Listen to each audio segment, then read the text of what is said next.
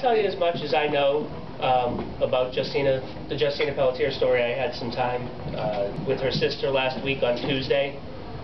Talked to her for a while. Found some stuff I didn't know, some stuff I can share, some stuff I can't share. But you got to go back to the beginning. In my understanding, in talking with the Pelletiers, in talking to Jim Lyons, and talking to other people, you have a girl that has mitochondrial disease, which is apparently some sort of stomach ailment. I'm not exactly sure how it happens, what it is, and whatever. But it's a disease of the intestinal tract, and she's been being treated for it.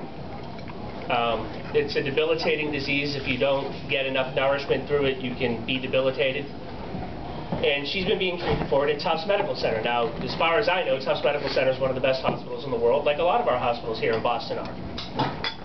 And one day, her parents had a case with her, because my understanding from the Pelletier family is if you have mitochondrial disease and you live in Connecticut, there really aren't many treatment options of high quality in Connecticut, because it's a rare disease, and like any rare disease, you get treated for those things at big hospitals in big cities.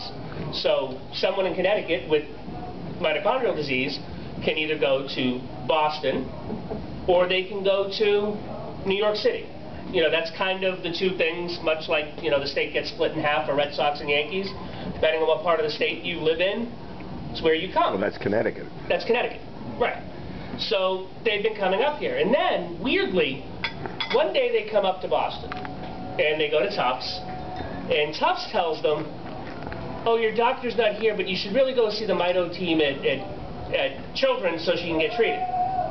So they're like, okay, it's Children's Hospital, must be a great hospital, so they take Justine to Children's Hospital. And this is how Jim Lyons tells the story. They go to the hospital, they see not a mito doctor, they see immediately a psychiatry team. They're intercepted in the ER. They're taken in the ER, they're intercepted in the ER by a mitochondrial team, by a psychiatric team, and then within 6 hours, this psychiatric team says, no, she does not have mitochondrial disease, she has somatoform. Now, the doctors at Tufts have done studies. They've looked at what Justina has. It's not like the parents were going to, who's the doctor on The Simpsons? Apu, or whatever his name is. It's not Apu, but the doctor. Hibbert. Dr. Hibbert. It's not like they were going to Dr. Hibbert's, mitochondrials are us. They were going to a world-respected mitochondrial gastrointestinal program at Tufts. Well, what's the crazy doctor in the sense of the one that's the crazy one? What? Crazy one. Riviera. Dr. Riviera. That's the guy. So they were going there. They were going to a real hospital. And within a day, and it might have been within the 6 hours, and I'm not exactly sure, but DCF gets involved.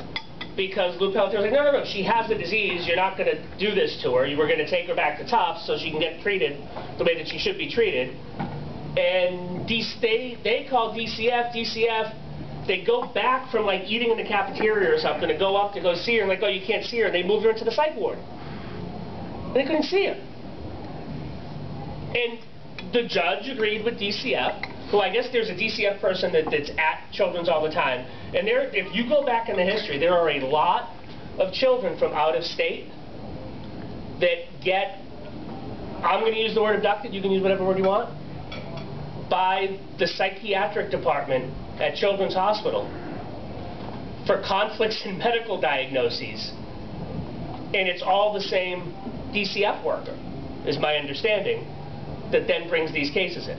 So, and I don't want to sound like a conspiracy theorist, because I'm not. And if you would, yeah, you are. I'm not. I'm not. Really am not. Well, a conspiracy is anytime two people get together, and a bad conspiracy is when you're not invited. If you want to know the real definition of a conspiracy theory. But so it goes on for 15 months. They fight. He gets a gag order on him. So not only have they taken his child, the state tells him, you can't talk about it, and if you talk about it, you'll never see your child again. Okay. So he waits, and he thinks that things are going to get better. And he gets angry sometimes, like you can read in the judge's ruling with DCF, because, you know, he can't get his child back. But anybody here would probably do that if it was their kid. So that brings us to this year, when he finally... Oh, and I didn't tell you some of the stuff about the doctors at Boston Children's Hospital that I heard from both the Pelletier family and Bo Berman on Fox, Connecticut, who, by the way, is the guy in Connecticut just won a Peabody Award for this. He just won a George Foster Peabody Award for exposing this, when the Boston media, up until November, and you know how the Globe writes these stories, and they write these long, long stories, and you can never read the whole thing because they're these long exposés, and they don't like take the pertinent part, like child stolen from her parents, and make that the headline. They go, custody dispute over medical, and you don't see it. You know, if the Herald had done this originally back in November, it would have been the outrage of the day, and it would have been child stole from parents, and that would have been, you know, the front page every day. So yes, the Globe covered it, but they covered it in a kind of even-keeled, mealy-mouthed way, Globey way. The Globe did bring us the probation department scandal, which is going to trial. If you guys want me to talk a little bit about Beacon Hills, sure. For this, I can. But understanding is there are studies going on at Boston Children's Hospital on somatoform disorder, which is what they call it, all being in your head. Stomach issues all being in your head are called somatoform disorder. And there are studies that are funded by the National Institutes of Health going on at Boston Children's Hospital. One of the doctors said, and you can correct me if I'm wrong, because I think I've got the number right, but I think there's a doctor that says basically 80% of all stomach ailments in children... 50% of all 50%. Children in hospitals. 50% of children in all hospital with stomach pains, it's all in their head.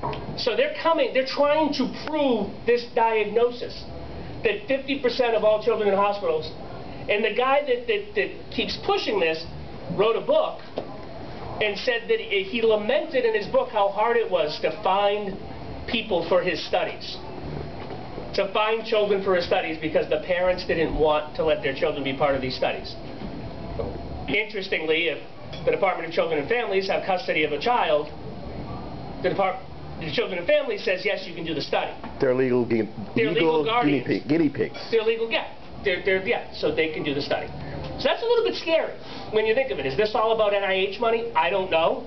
But somebody's going to ask a question. I've asked in Massachusetts, and I've not heard back, go figure, but I asked on Friday, so I'm going to ask again tomorrow.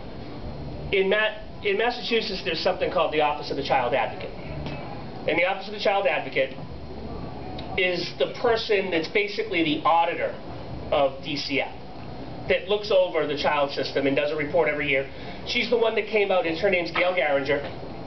She came out with, on Friday, you may have seen the story about I think it's a family in Lynn or Revere, North Shore somewhere.